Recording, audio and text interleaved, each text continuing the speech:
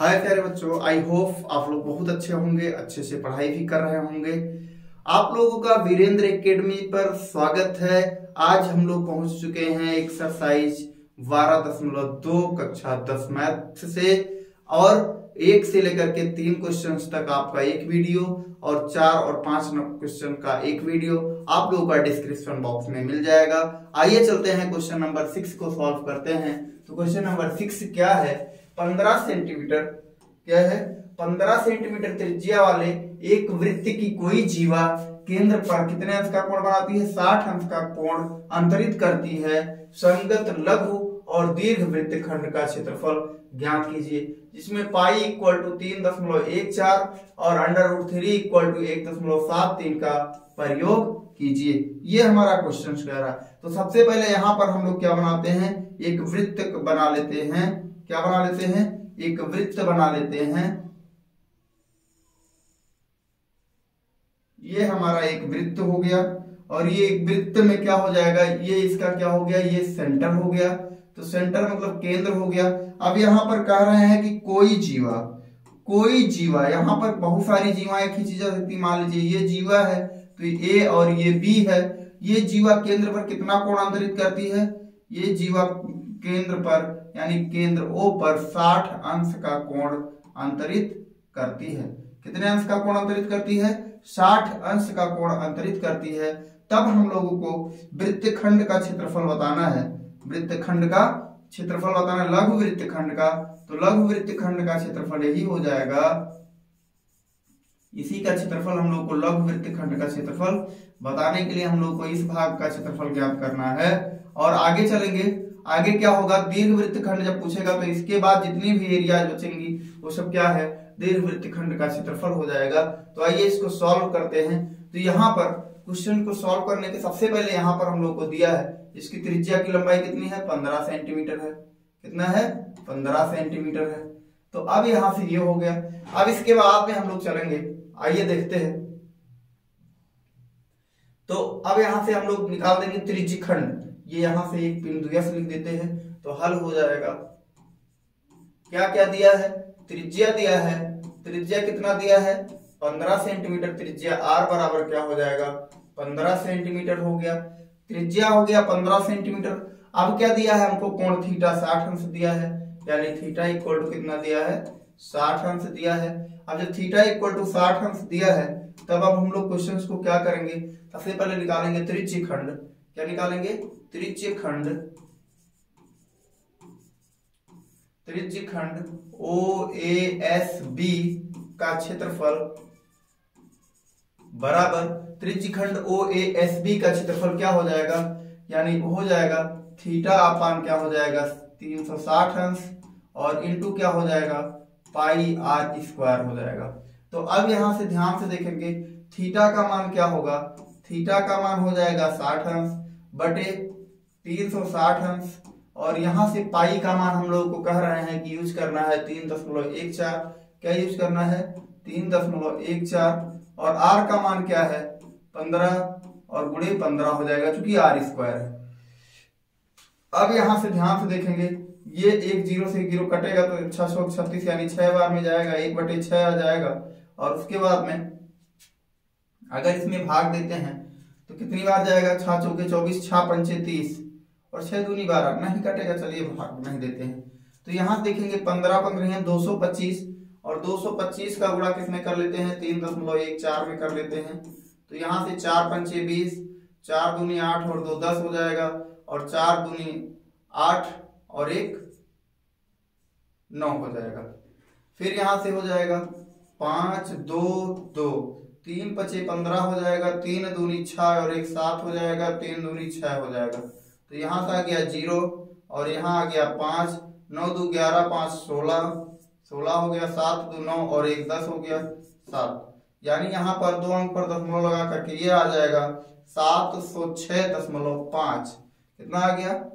706.5/6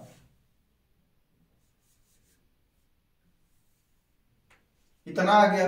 अगर इतना centimetre square, यानी इस पूरे त्रिज्यखंड का क्षेत्रफल क्या आ गया? 706.5/6 सेंटीमीटर स्क्वायर।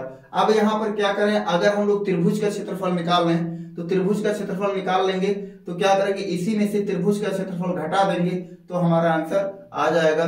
तो आइए ध्यान से देखते हैं। अब त्रिभुज, यहाँ पर एक त्रिभुज बना लेंगे। त्रिभुज ऐसे ही जैसे बना है, ये O है और ये A है और ये B है। ये 15 सेंटीमीटर है, ये भी भुजा 15 सेंटीमीटर है। और फिर इसके बाद में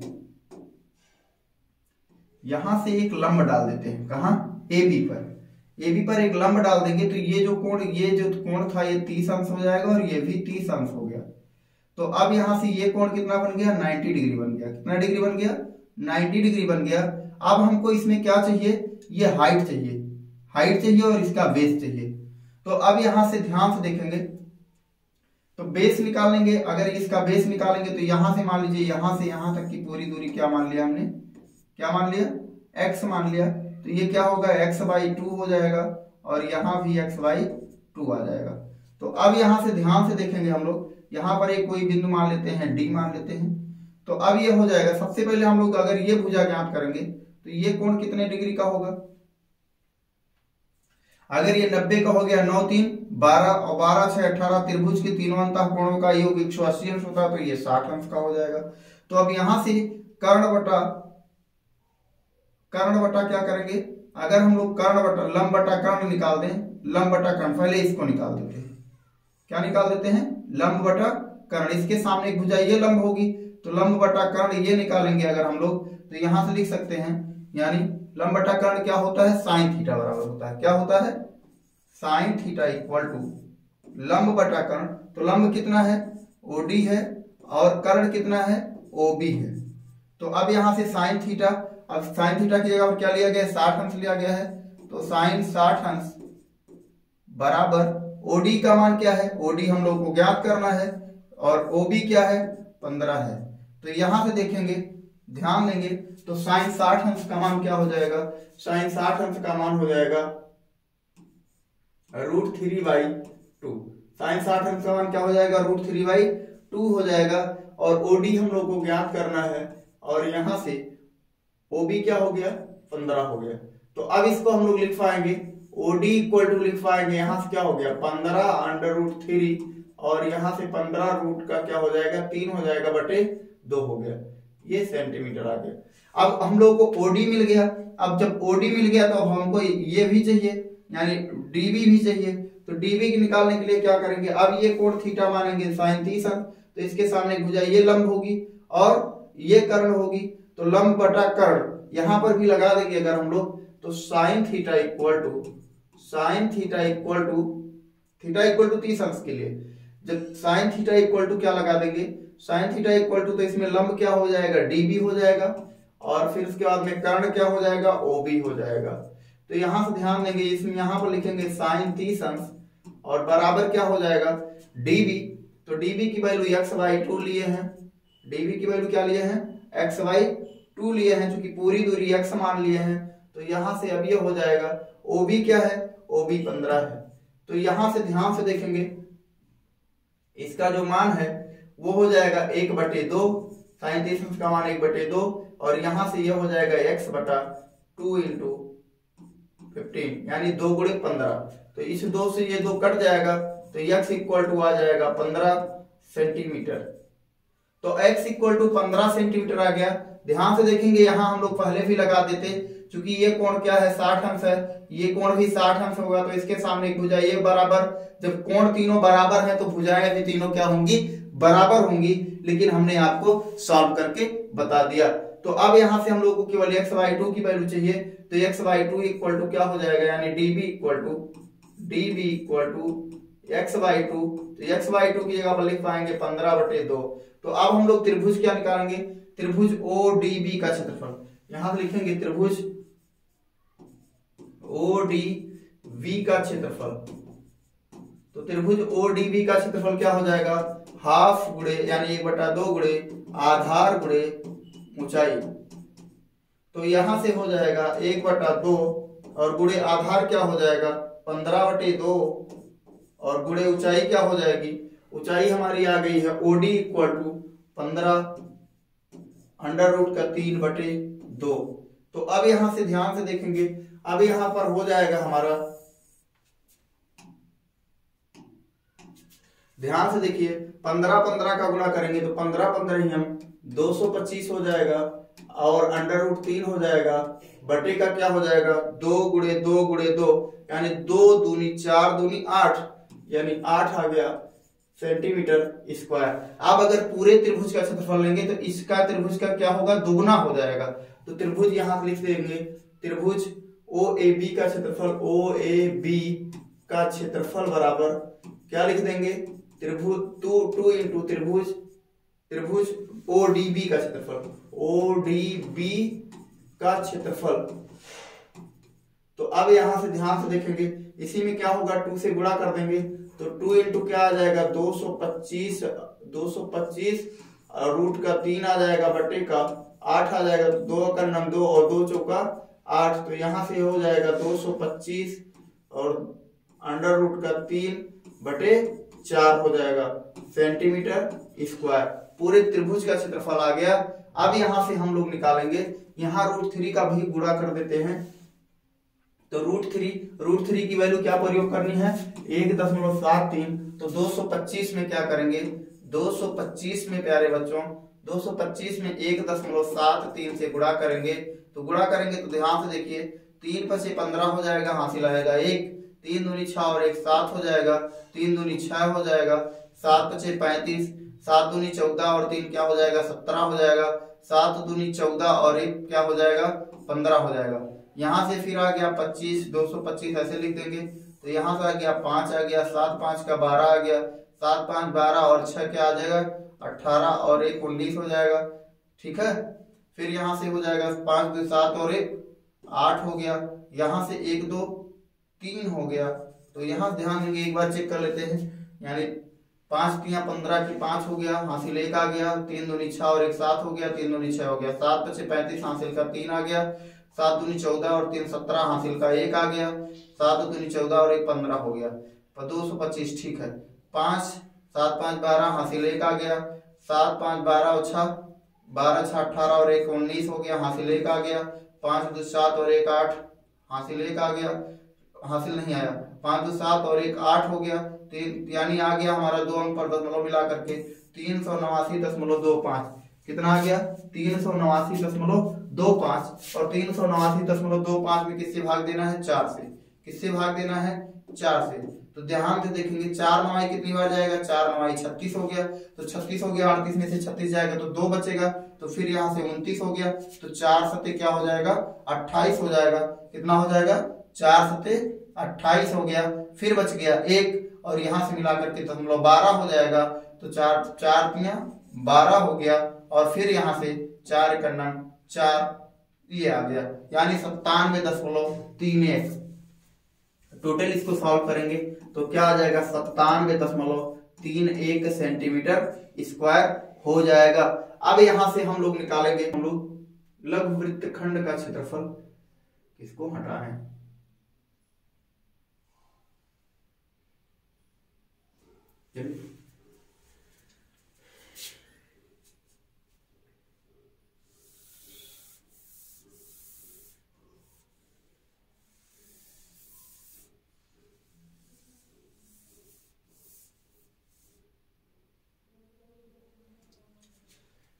लघु वृत्तखंड का क्षेत्रफल अब हम लोग लिखेंगे, यहां पर लिख देंगे लघु वृत्तखंड का क्षेत्रफल बराबर त्रिज्यखंड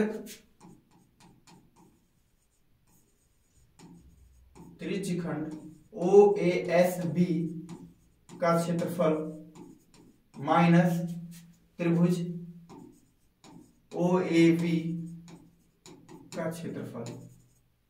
तो यहां से ध्यान से देखेंगे,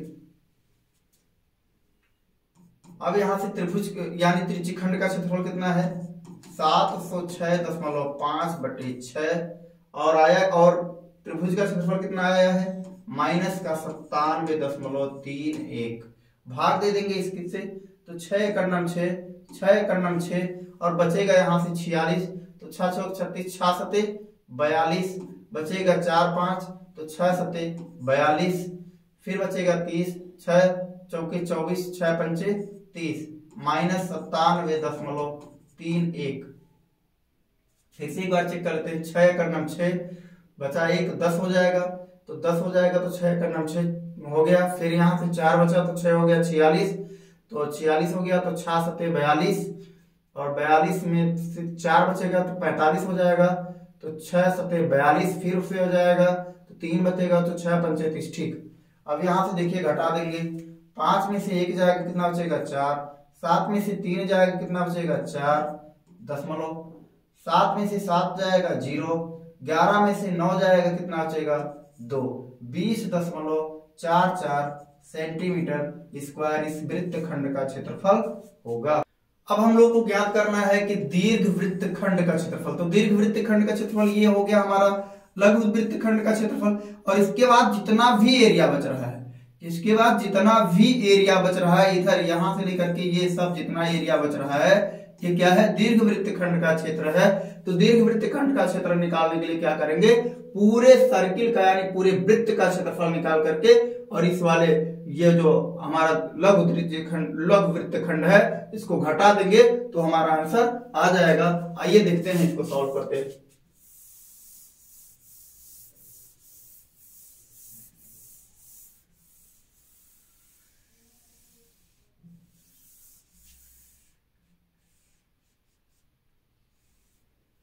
चलिए देखते हैं, तो यहां से हो जाएगा, अब हम लोग लिखेंगे यहां से दीर्घ वृत्त खंड का क्षेत्रफल बराबर क्या हो जाएगा, वृत्त का क्षेत्रफल माइनस लघु वृत्त खंड का क्षेत्रफल। तो यहां से वृत्त का क्षेत्रफल क्या हो जाएगा, वृत्त का क्षेत्रफल का फार्मूला हम लोग जानते हैं क्या होगा, पाई आर स्क्वायर, क्या होगा पाई आर स्क्वायर माइनस लघु वृत्त खंड का क्षेत्रफल क्या आया है 20.44 आया है। अब यहां से देखेंगे पाई का मान क्या होगा 3.14 रखना है, 3.14, आर का मान क्या होगा, आर का मान हो जाएगा 15 है, तो 15 गुणे क्या हो जाएगा 15 गुणे 15 हो जाएगा माइनस 20.44 हो जाएगा। और फिर अब यहां से हम लोगों का हो जाएगा 15 15 225, 15 15 क्या हो जाएगा 225, और 225 का गुणा किस में करेंगे 3.14 में करेंगे, 225 3.14 से गुणा करेंगे तो 4 5 20, और 4 दूनी 8 और 2 10, और 4 दूनी 8 और 1 9 हो जाएगा।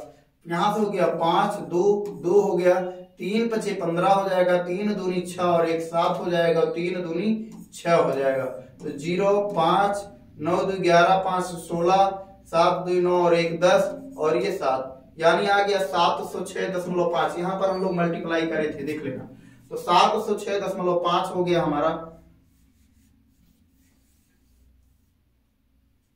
तो 706.5 यानी 706.5 माइनस, यहां 0 बढ़ा देते हैं, माइनस 20.44 घटा देते हैं भैया, 10 में से 4 जाएगा कितना बचेगा 6, और यहां बचा कितना 4, 4 में से 4 जाएगा 0 दशमलव, 6 में से 0 जाएगा 6, 0 में से 2 नहीं जाएगा, यहां से कॉमन लेंगे 10, 10 में से 2 जाएगा 8, और यहां बचा कितना 6, यानी 686.06 सेंटीमीटर स्क्वायर दीर्घ वृत्त खंड का क्षेत्रफल आ गया, और लघु वृत्त खंड का क्षेत्रफल 20.44 आ गया। तो इस तरीके से हम लोग क्वेश्चंस को बड़ी ही आसानी से सॉल्व कर पाए, बहुत ही आसान तरीके से, कोई दिक्कत नहीं कहीं भी। तो यह वीडियो अगर आप लोगों को हमारी पसंद आई हो तो आप लोग हमारे चैनल को सब्सक्राइब करें और बेल आइकन जरूर दबाएं। आपको पूरी की पूरी क्लास मुफ्त मिलने वाली है, और प्रत्येक डे मिलेगी, चाहे एक ही क्वेश्चन आपको मिले लेकिन मिलेगा जरूर, और वो भी इसी आसान तरीके से। धन्यवाद आपको।